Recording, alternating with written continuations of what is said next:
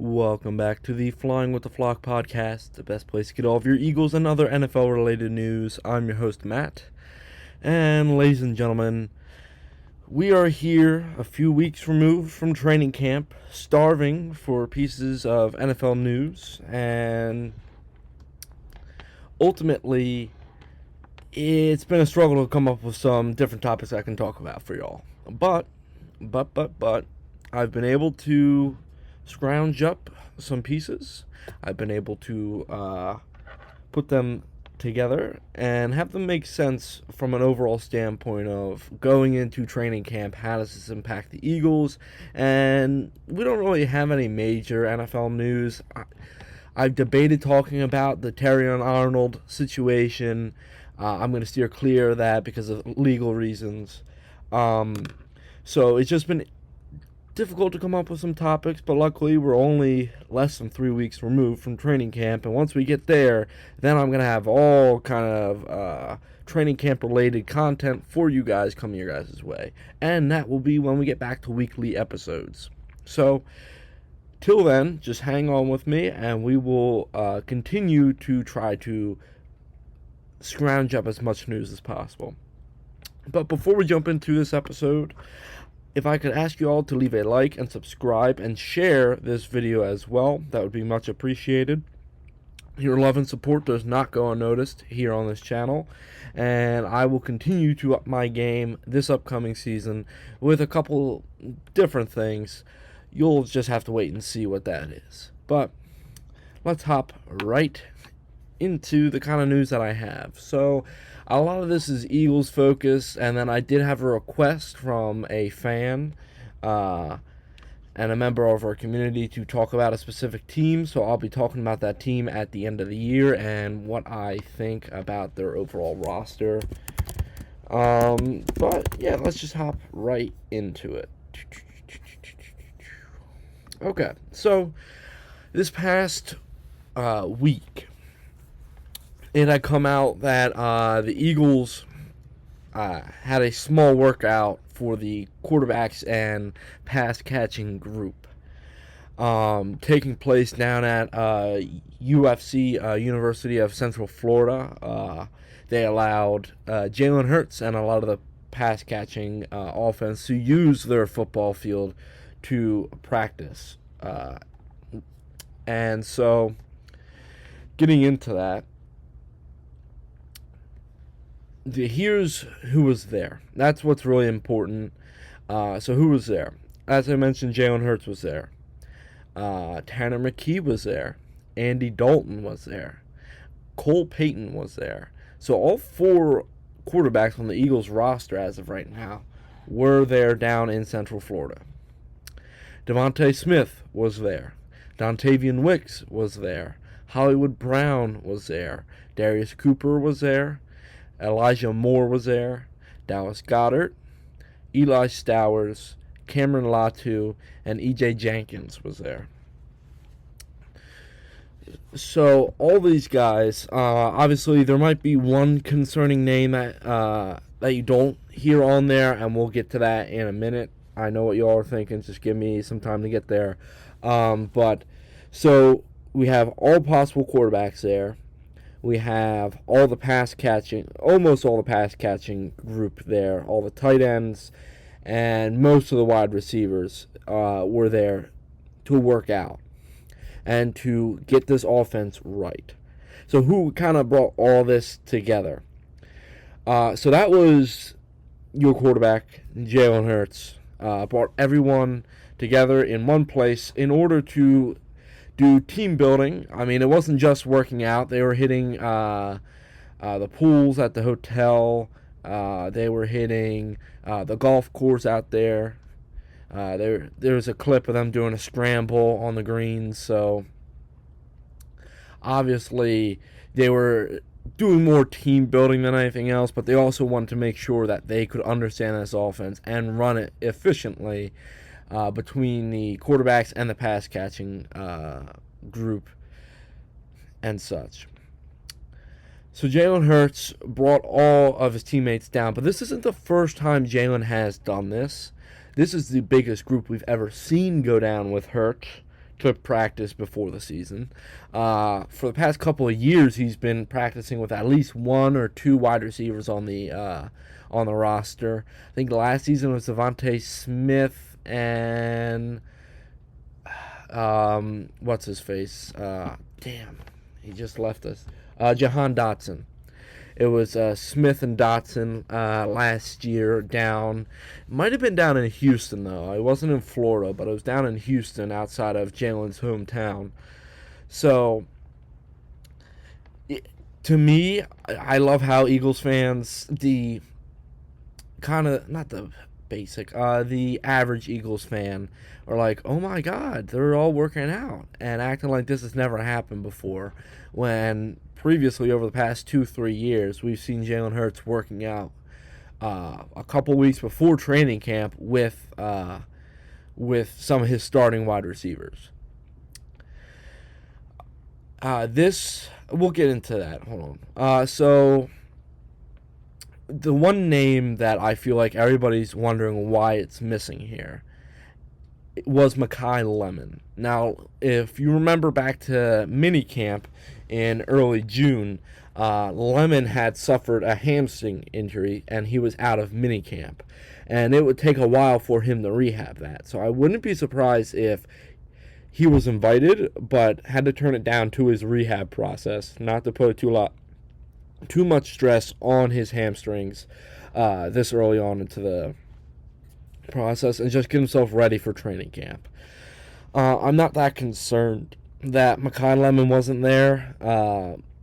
I think if he's getting his body right, then that's probably the most important thing. I do think that he probably told Jalen that, hey, I would like to be there, but I physically, I should not be there due to the chance of re-aggravating something and possibly missing part of the regular season.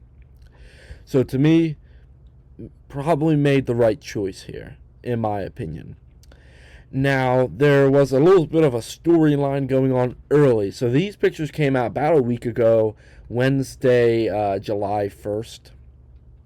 So roughly around that time frame, that's when they came out. And there was a bunch of different pictures released.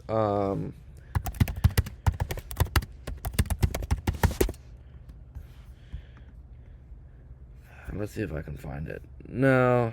So there were a lot of different pictures being released last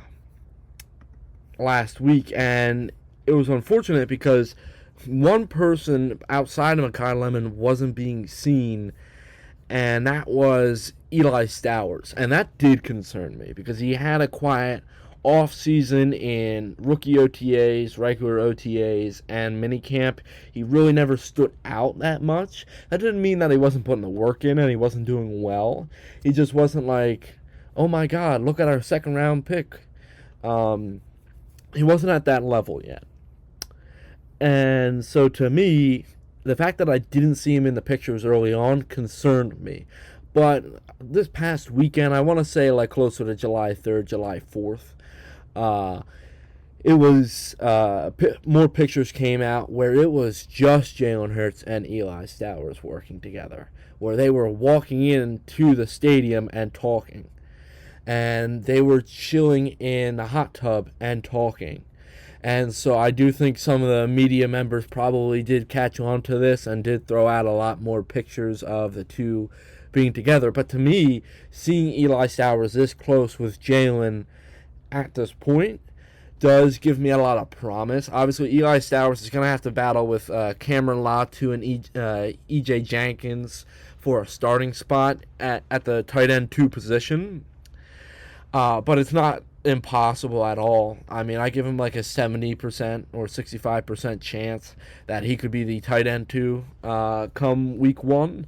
Obviously, Cameron Latu and E.J. Jenkins have the experience on him. But to me, Eli Stowers has the talent to match the play style of Dallas Goedert as well, and what this Sean Mannion offense is looking for. It's looking for more pass catchers. So, realistically, this plus the news that the safety group, at least some of the safety group, was working out together, I think out in California possibly, or something, is kind of giving me a new sense of pride in this group. It's something that I haven't felt this early on in the season.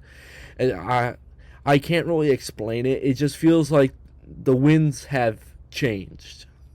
It felt like this past off season and most of last season too, we were going against the wind as a team. I mean, and as fans as well, having to endure what the media was putting out constantly and having to ignore what A.J. Brown and his antics were doing in the locker room.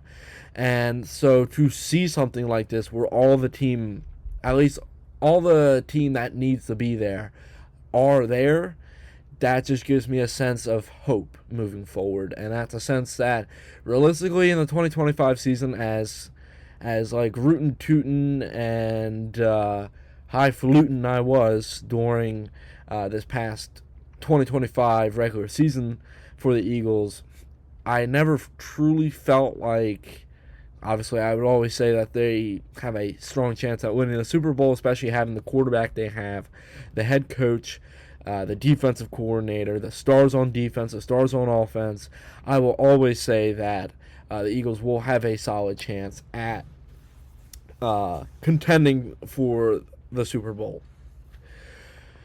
But I never felt like the entire team was bought in like they are now. Obviously, the running backs weren't there. I'm surprised that Jalen didn't bring down Saquon, but if he brought down Saquon, then he probably would have had to bring down all the other running backs.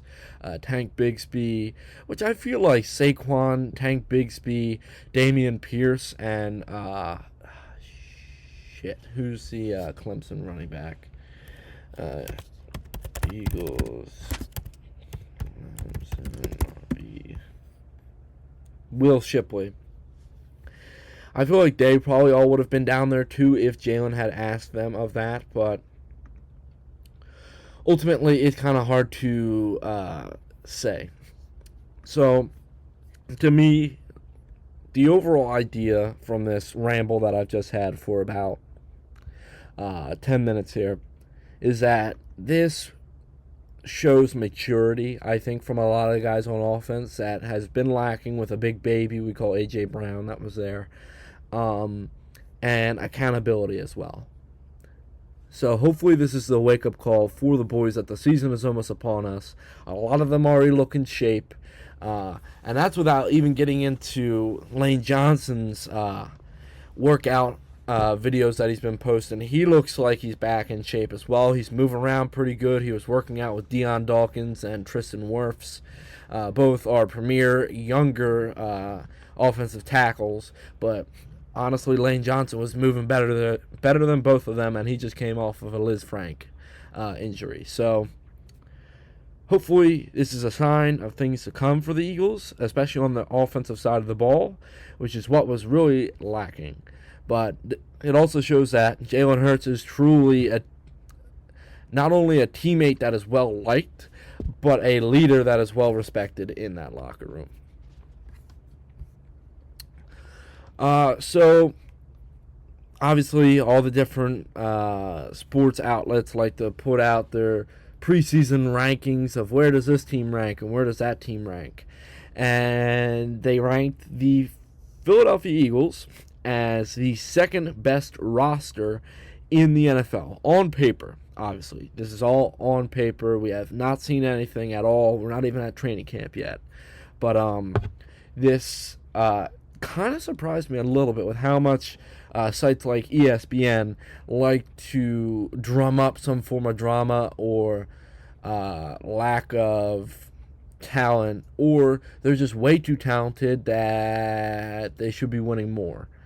And I do feel like this is probably setting them up for that kind of storyline once again if things do not go our way early on in the season. But they have the Eagles ranked ahead of teams like the Bills, the Ravens, who we might be talking about later this episode, and the reigning Super Bowl champion Seahawks.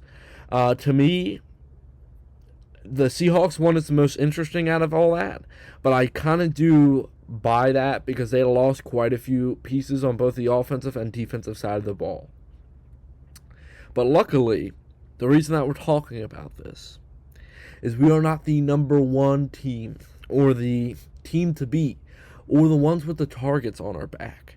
We're not the one that everybody is gunning for throughout the season or circling on the schedule. That would be the Los Angeles Rams, due to how talented their roster is. Now, obviously, you all can't see. I was just doing air quotes around the word talented. And they are an amazing group of players, and they have the MVP. They have the Defensive Player of the Year, who just set the single sack record in a single season sack record. Jesus, I can't speak today. And so there is a good argument to be made that elevates the roster no matter what. But to me, it just feels like the Rams' depth seems to be a little bit of a problem. At surface level, they're an amazing team. But when you look at some of their depth pieces, I mean, what happens if their MVP, God forbid, I don't want this to happen. What if Matthew Stafford goes down? All right, he's an amazing person, he's an amazing quarterback, and I would hate to see that. That makes the NFL arguably worse, is not having a guy like that on the field. But they are struggling to name a backup quarterback between Ty Simpson and Stetson Bennett. Mind you, Stetson Bennett hasn't taken meaningful snaps of football and took a year off of football a few years back. Back in 2024, he took the year off, and then he came back for the Rams. And Stetson Bennett is supposed to be your first-round pick, and he's not able to secure that number 2 quarterback spot on the roster. And so that concerns me as well. There are a lot of different position groups where you look at it, they lack some form of talent. Offensive line will continue to be a struggle. The Rams upgraded their secondary with both those corners from Kansas City. But again, it just boggles my mind that with the lack of depth with this team, somehow on paper, looking at the entire roster, not just the starters, the entire roster, this team is the number one team in the NFL. I can make arguments that a couple other teams with better depth are, but it would probably just go in one ear and out the other for a lot of different sports media places and a lot of different NFL fans right now who are just bought in on the Rams 100%. Remember, if everybody's bought into a single team, no matter what, due to the fact that I have all these high-powered superstars, there's a high chance that it's doomed to fail from the start. But we're going to have to wait and see about that. And so, overall, I do think the Rams will have a good season. I think that they'll only be rivaled by the Eagles in the NFC and possibly the entire NFL, because the AFC, to me, has taken a step back this year. And the NFC, there are certain teams that have beefed up, and there are certain teams that have backed out. And we're going to have to wait and see whether that unfolds on the football field. And obviously, I'll be talking about my thoughts on a lot of other teams. This week, you'll be getting an early review for a team from me this early.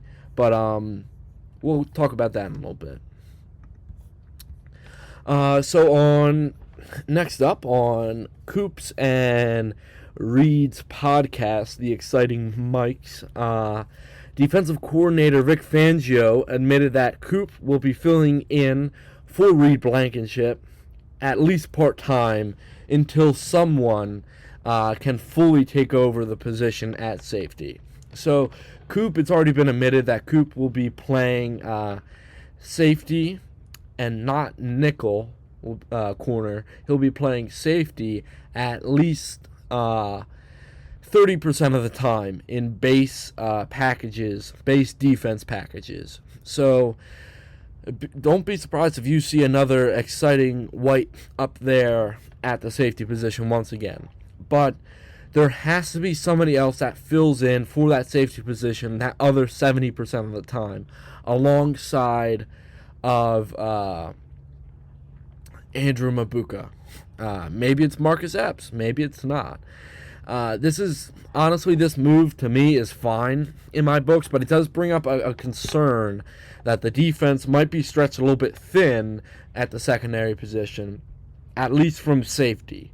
Obviously, we already talked that the safety groups were working out together already, and you would hope to see all the safeties there, but unfortunately that was not the case. Andrew Mabuka was not there. I'm not too concerned about Mabuka. He started to come into his own as a good safety late last season before his injury.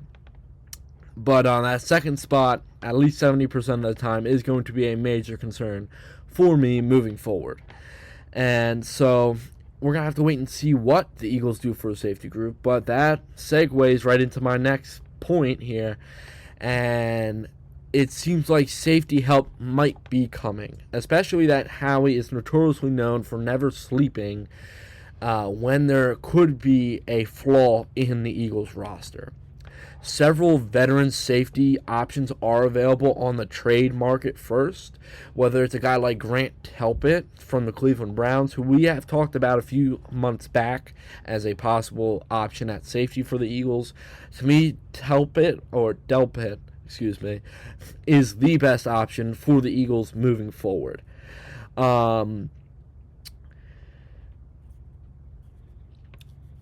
only reason that Delpit would be an option for the Browns to trade would be due to the cap, and that's because the Browns have a bunch of younger guys on the defense coming up that are looking to get paid, and so having a decent-sized contract like Grant Delpit and not being as much of a star as a lot of these younger guys coming up ultimately proves to me that the Browns could be willing to move off of Delpit's deal and open up some more room to grow this defense, especially in the wake of trading Myles Garrett and having a young guy like Jared Verse probably going to be looking for a deal over the next 1 or 2 years. Another option at safety could be free agent Tyler Rapp, who's a veteran, older safety. I forgot how old Taylor Rapp is. Taylor Rapp. He's 28 years old. He has a little bit of an injury history, so we would have to have a solid backup in place behind Rapp. But Rapp has ultimately been a proven product up in Buffalo when he's been healthy and on the field. I wouldn't be surprised if we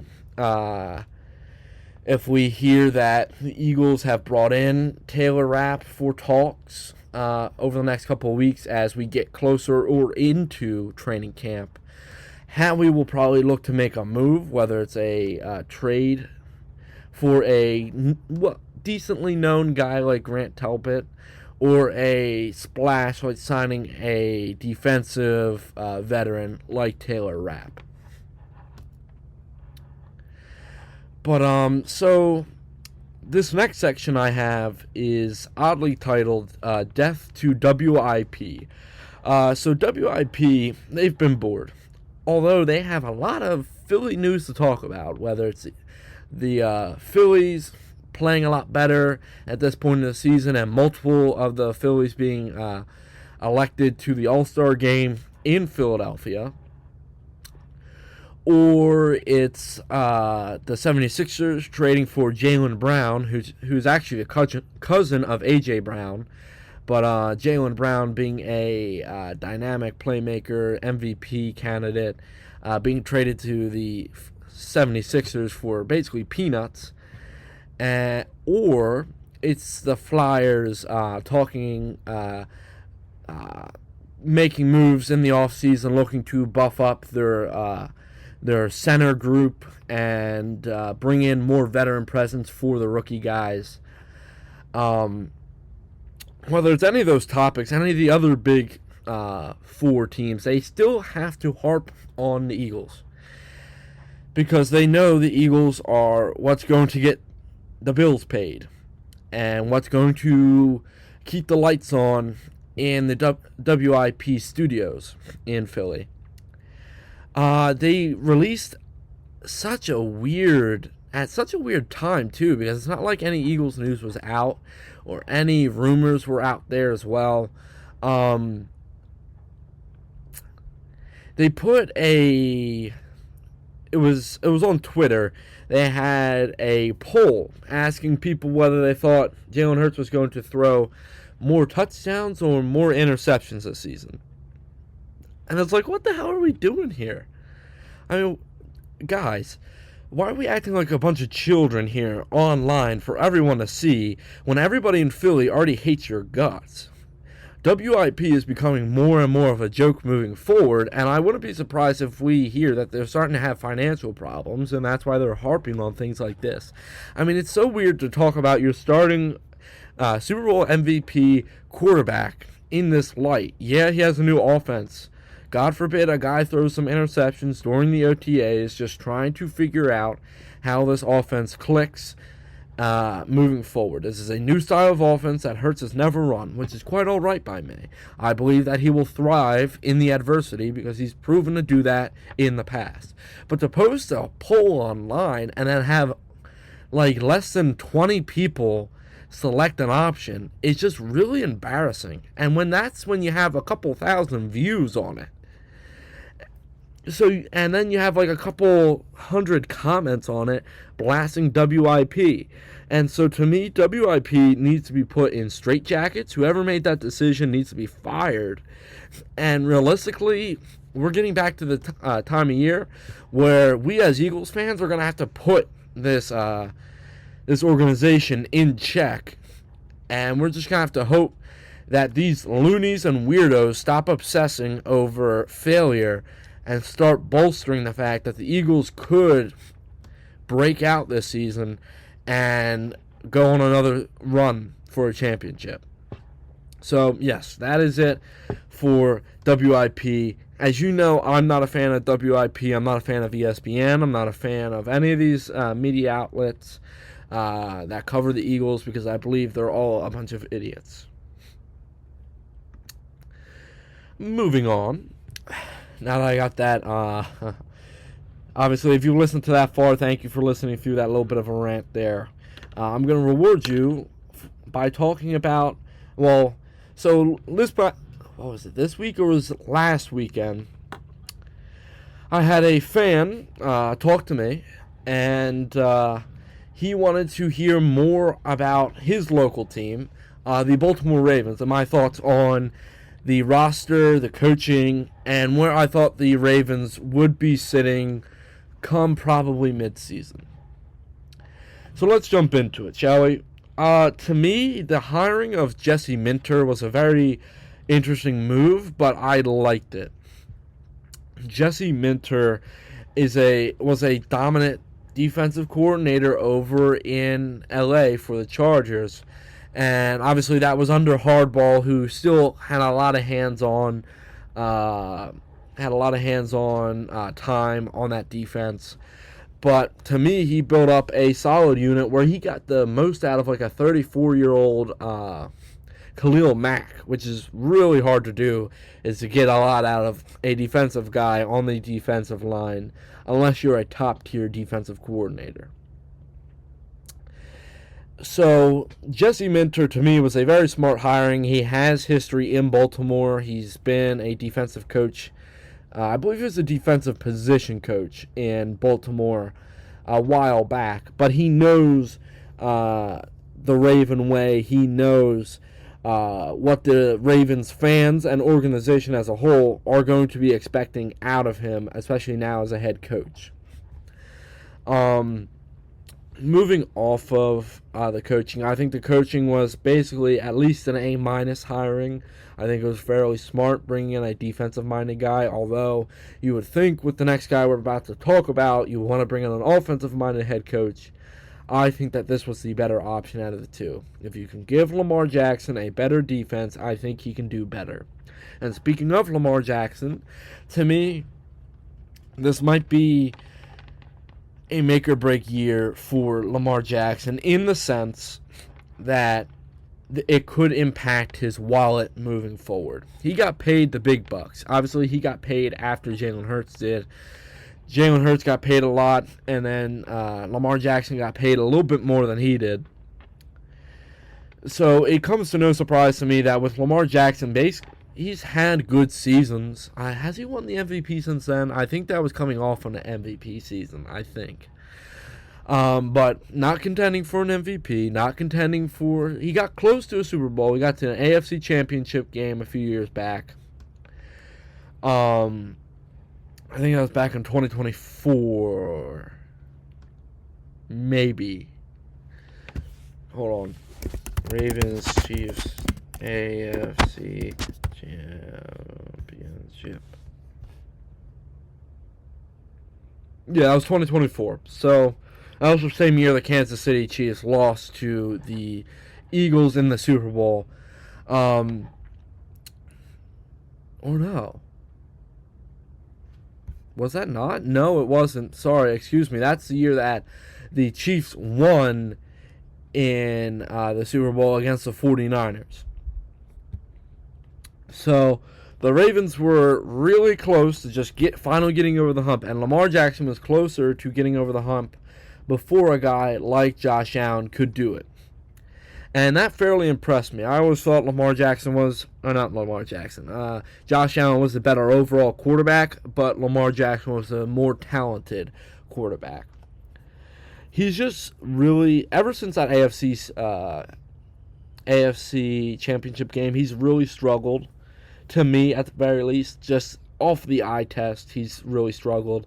Looking at the stats, he's been a stellar quarterback. But you can't always look at the stats when it comes to these things. Lamar, to me, again, make or break year for his wallet. He either goes out and he gets either to the AFC Championship game again, or he ultimately falls flat once again. He missed the playoffs last year. I think the Ravens... Did the Ravens make the playoffs in 2024? And they did. They won the AFC North in 2024. They were the number 3 seed, and they lost to the wild card round to the Buffalo Bills. Yes, I do remember that game. I was watching that game. That's the game where Mark Andrews dropped the ball in the end zone, and it could have been a game winner. That's the one. Okay, so yeah, the Ravens did make the playoffs last year, and 2 years ago, excuse me, but last year, due to injuries, they missed the postseason for the first time since 2021. What was the record, Ravens? Record 2025. I think it was 9-8. Or it was 8-9. They could have made the playoffs as the AFC AFC North champion, but the Steelers beat them after Tyler Loop, their new kicker, missed a field goal in the last game of the regular season. And so, looking at it, the Ravens had a solid chance of even making the playoffs after a really rough season. And mind you, it was, when I say rough, Baltimore fans know that last year was rough with injuries upon injuries, whether it's a quarterback or a defensive standout or a guy missing a couple of weeks because he just tweaked something. Injuries really derailed their season, and it really makes you feel bad because this is still a somewhat talented roster that struggles with pass catching. I mean, you have Lamar Jackson, Derrick Henry, and if you're smart, you run the ball because you also have a guy like Justice Hill, who's a really solid running RB2 behind Derrick Henry. But then you have pass catchers like Xavier Flowers, Rashad Bateman, Jacoby Lane, Elijah Starrett. Some of these guys I don't even know. All right. Tight ends, you got Mark Andrews, but you lost Isaiah Likely, who was the more explosive out of the two, in my opinion, and he was the younger one. So, and a guy like Ndamukong Emebuke was also out for a little bit. I think it was Kyle Hamilton was out for like a week or two, maybe. But they have talent. The cornerbacks are questionable. Nate Wiggins really hasn't really panned out. I would hope to see him be a standout corner because I was quite high on him coming out of college. I would hope that he would be a standout corner this upcoming NFL season. But ultimately, there's not, outside of Lamar Jackson, Derrick Henry, and sometimes Mark Andrews, and Kyle Hamilton and Roquan Smith. So those basically 4 guys. So Jackson, Henry, Hamilton, and Smith. Out of those 4 guys, and maybe Madubuike, I don't really see anybody that really tips the needle into the Ravens' favor. I think their division got better around them, whether it was the Steelers trading for Michael Pittman to bring in a solid wide receiver duo there, or it was a team like the Bengals who traded for Dexter Lawrence. I really don't see this Ravens team contending this year as much as many people would hope. The roster is good. It seems like it's got good depth. But my concern is that I don't see too many playmakers that are going to tip the needle into the Ravens' favor, Jesus, in many different games. So to me, by the middle of the season, by week 7 or week 8, I could see them being 4-3 or 5-3 or 4-4. I just don't think that they're going to contend well in this division. Obviously, they'll beat up on the Browns, but the Steelers and the Bengals only got better when the Ravens lost pieces. So we're going to have to wait and see how things play out through training camp for the Ravens and how this defense looks under Jesse Minter. But don't be surprised, unfortunately, if they take a minor step back from they did last season. And that's even not great because they missed the playoffs at 8-9. So that's going to be it for this episode of the podcast. I wish I could end it on a higher note than I did, but oh well. I guess you all will just have to tune in 2 weeks from now when I have some more news that I've been able to compile as we prepare ourselves for the Eagles training camp season. And I hope to get a lot of footage out of there.